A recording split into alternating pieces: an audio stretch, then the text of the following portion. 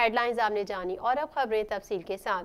पेशावर के इलाके दीर कॉलोनी जरगराबाद में मदरसे से मुल्हका मस्जिद में धमाके में 7 अफराद शहीद और 110 जख्मी हो गए। जख्मियों को अस्पताल मुंतकिल कर दिया गया। जख्मियों में से मुतादिद की हालत तशवीशनाक है। अस्पतालों में इमरजेंसी डिक्लेयर और डॉक्टरों की छुट्टियां मनसूख कर दी गई हैं।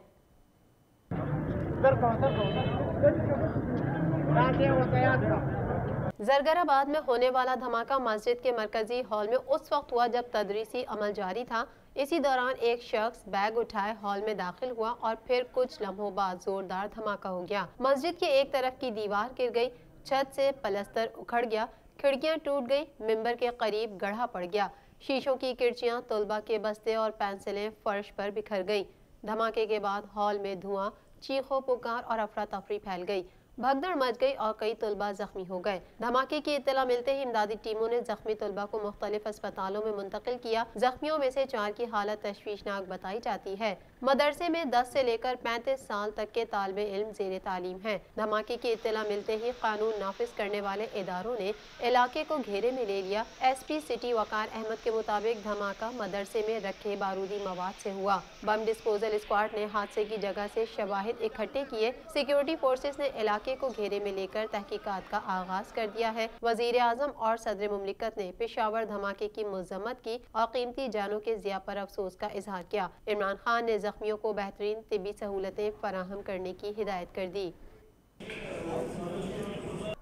कोरोना वायरस से मजीद 6 अफराद लुक़मा अजल बन गए, जिसके बाद कोरोना वायरस से होने वाली अमवात की मजमूई तादाद 6,745 हो गई।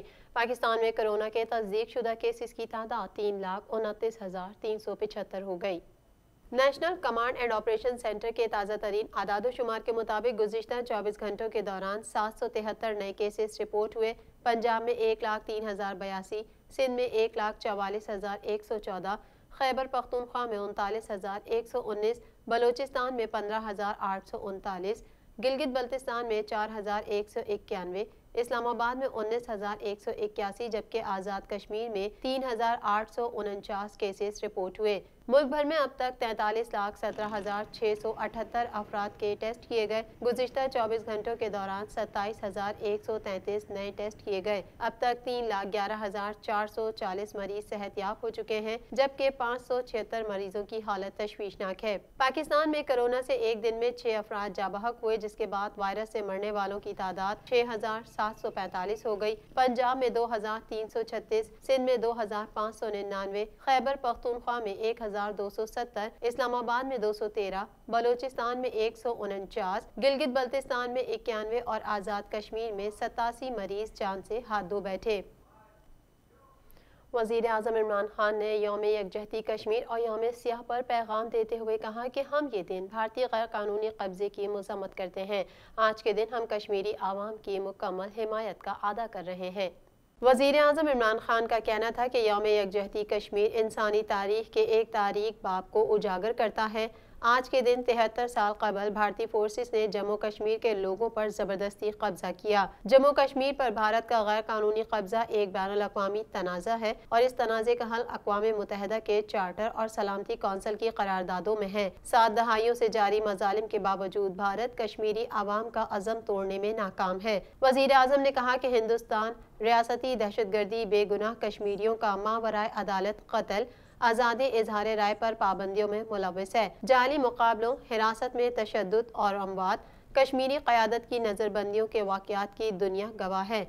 मकबूजा कश्मीर में भारतीय फ़ौज पैलेट गनों का इस्तेमाल और मकानात को नजर आतिश कर रही है। आलमी बरादरी गवाह है कि भारत हर हरबा आजमा कर भी कश्मीरी आवाम को खुद इरादियत की जद्दोजहद को ख़त्म करने में नाकाम है। उन्होंने मजीद कहा कि अक़वाम मुत्तहिदा की सलामती कौंसिल की करारदादों और कश्मीरी आवाम की ख्वाहिशात के मुताबिक तनाज़े के पुरअमन हल के लिए काम करे। यह वाहिद रास्ता है जो जनूबी एशिया में पायदार अमन और इस्तेहकाम को यकीनी बना सकता है। पाकिस्तान कश्मीरी आवाम के साथ कंधे से कंधा मिलाकर खड़ा रहेगा और हक़ खुद इरादियत के हुसूल तक कश्मीरी बहन भाइयों की हर मुमकिन मदद जारी रखेगा। चीन ने कहा है कि अपने कौमी मफाद के तहफ़्फ़ुज़ के लिए अमरीकी कंपनियों पर पाबंदियाँ आयद करने से बढ़कर भी इक़दामात करना पड़े तो करेंगे। عالمی خبر رساں ادارے کے مطابق چینی دفتر خارجہ کے ترجمان نے پریس بریفنگ میں صحافیوں کو بتایا کہ چین کو اپنے قومی مفاد کے تحفظ کے لیے پابندیاں عائد کرنے سے بڑھ کر بھی اقدامات کرنا پڑے تو کریں گے۔ انہوں نے کہا کہ امریکہ اور تائیوان کے درمیان معاہدے کے لیے ہتھیار فراہم کرنے والی بڑی کمپنیوں Lockheed Martin, Boeing defense, Raytheon اور دیگر پر پابندیاں عائد کی جائیں گی۔ انہوں نے کہا کہ تائیوان کو امریکہ کی جانب سے ہتھیار کی فروخت میں شریک کمپنیوں کے 7 افراد کو بھی کڑی پابندیوں کا سامنا کرنا پڑے گا، تاہم ترجمان کی جانب سے پابندیوں کی تفصیلات نہیں بتائی گئیں۔ واضح ہے کہ امریکہ نے تائیوان کو سینسرز، میزائل سسٹم اور گولہ بارود وغیرہ کا 1.8 ارب ڈالر کی جنگی ساز و سامان فروخت کرنے کے معاہدے کی منظوری دی تھی۔ دیگر کئی ممالک کی طرح امریکہ کے تائیوان کے ساتھ باقاعدہ سفارتی تعلقات نہیں ہیں، تاہم قانون کے تحت امریکہ اس کی دفاعی ضروریات فراہم کرنے کا پابند ہے۔ امریکی صدارتی انتخابات میں 7 روز باقی رہ گئے ڈیموکریٹک صدارتی امیدوار جو بائیڈن نے کہا ہے کہ ٹرمپ ایک لاپرواہ شخص ہیں۔ صدر ٹرمپ نے کہا کہ جو بائیڈن نے اپنی آبائی ریاست پنسلوانیا سے غداری کی۔ امریکی صدارتی انتخابات میں گہما گہمی عروج پر پہنچ گئی۔ صدر ٹرمپ نے پنسلوانیا میں خطاب کرتے ہوئے کہا کہ وہ اس ریاست کو 2016 کی طرح ایک بار پھر جیتیں گے۔ جو بائیڈن نے اپنی آبائی ریاست پنسلوانیا کے ساتھ غداری کی۔ اوباما اور بائیڈن کے دور میں اسے وسائل کی کمی کا سامنا کرنا پڑا۔ ڈیموکریٹک صدارتی امیدوار جو بائیڈن نے بھی ریاست پنسلوانیا میں خطاب کرتے ہوئے کہا کہ ٹرمپ ایک لاپرواہ شخص ہیں، وہ وبا کے حوالے سے احتیاطی تدابیر اختیار نہیں کرتے جبکہ وہ خود احتیاط کے ساتھ انتخابی مہم چلا رہے ہیں۔ ارلی ووٹنگ کے تحت اب تک 6 کروڑ سے زائد امریکی شہری ووٹ ڈال چکے ہیں۔ امریکی سینٹ کی منظوری کے بعد سپریم کورٹ کی نئی جج تعینات کر دی گئی۔ وائٹ ہاؤس میں حلف برداری کی تقریب منعقد کی گئی۔ 48 سالہ ایمی کون نے صدر ٹرمپ کی موجودگی میں عہدے کا حلف اٹھایا۔ اس موقع پر خطاب کرتے ہوئے امریکی صدر نے کہا کہ ایمی اس عہدے کے لیے بہترین انتخاب ہیں۔